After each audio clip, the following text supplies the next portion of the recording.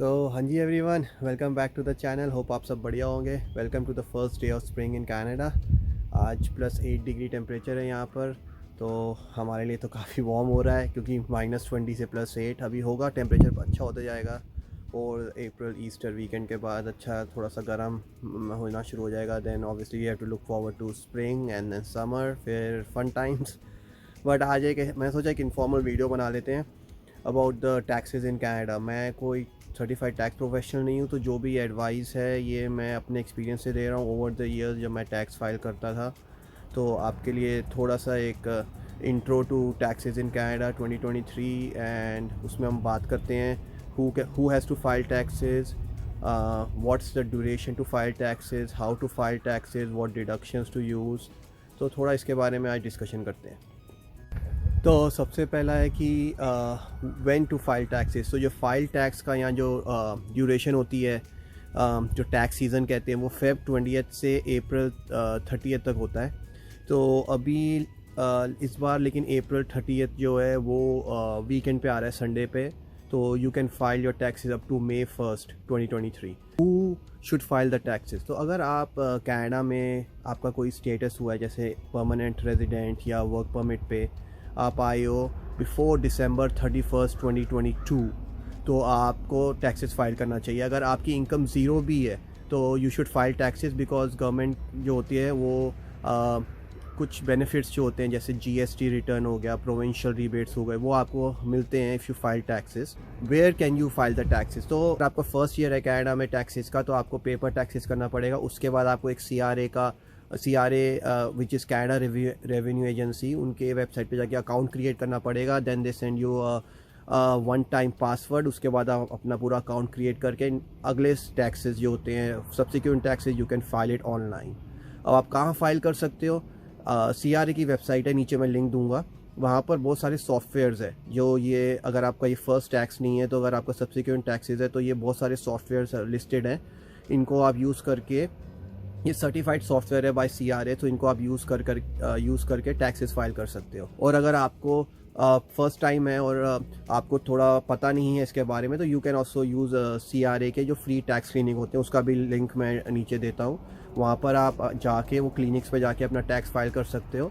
But वो clinic सिर्फ उन लोगों के लिए जो न्यू कमर्स हैं, जो स्टूडेंट्स हैं या जिनकी मॉडेस्ट इनकम है। तो आपको वो क्राइटेरिया मीट करना पड़ेगा to get the free taxes done.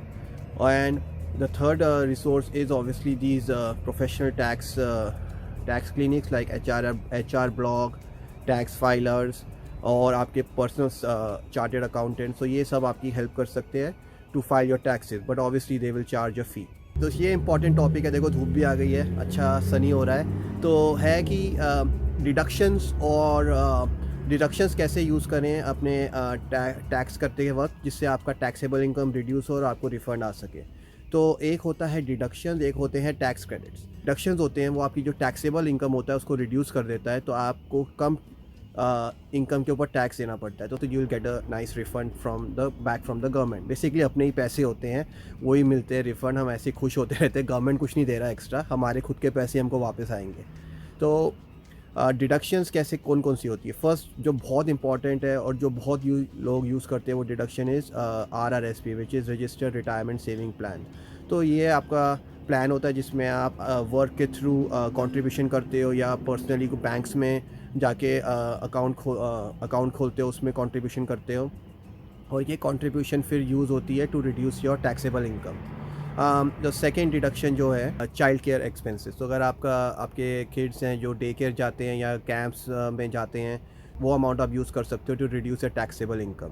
और उसके बाद बहुत सारे और डिडक्शंस होते हैं जैसे personal amount deduction, spouse amount deduction, अगर आप अपने किसी एल्डरली की केयर कर रहे हो वो डिडक्शन।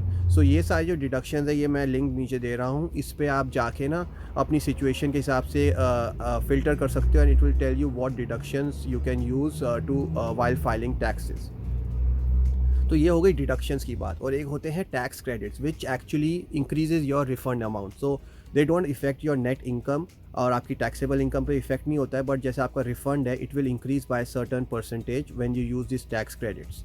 तो हम नोवा स्कोशिया में सबसे नया एक्चुअली इस साल एक नया टैक्स क्रेडिट आया है which is province wide sports tax credit which is around $500। तो वो $500 आपके जेब में नहीं आएंगे, उसका कुछ percent depending on how much you earn उतना क्रेडिट होकर आपके रिफ़ंड अमाउंट में जुड़ जाएगा। अगर आपको रिफ़ंड मिल रहा है, अगर आप ओ करते हो तो उतने अमाउंट से आपका जो ओ कर रहे हो वो रिड्यूस हो जाएगा। और दूसरा जो क्रेडिट होता है tax credit which is medical expenses. तो अगर आपने कुछ मेडिकल अपनी जेब से पे किया है या आप अपने कंपनी में वो मेडिकल जो प्लान है उसमें पे करते हो, वो आप अपने क्रेडिट्स यूज़ कर सकते हो।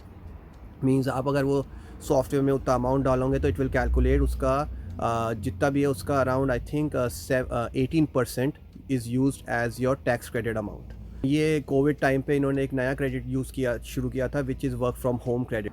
सो जो एक और टैक्स क्रेडिट जो यूज़ होता है वो स्टूडेंट्स के लिए बहुत इंपॉर्टेंट है, वो है अपना ट्यूशन टैक्स क्रेडिट। सो अगर आप जब ट्यूशन पे करते हो यहाँ पर कनाडा में, सो जितना भी अमाउंट पे करते हो, समझो आप जो भी आप अमाउंट पे करते हो, अगर आप 30,000 पे करते हो ट्यूशन में तो उसका 15% विच इज़ $4,500 आप टैक्स क्रेडिट में यूज़ कर सकते हो टू इंक्रीज़ योर रिफंड और to reduce your taxes. So hope ये आपको अच्छा लगा होगा introduction to taxes in Canada. And please don't forget to like share subscribe, ऐसी सपोर्ट करते रहो, आगे और अच्छी अच्छी वीडियो बनाते रहेंगे। एंड कमेंट करना इस वीडियो के नीचे, कुछ भी आपको क्वेश्चन होंगे तो मैं आपकी हेल्प करने की कोशिश करूँगा। तब तक के लिए मिलता हूँ मैं आपको नेक्स्ट वीडियो में। सी या फॉर नाउ, बाय।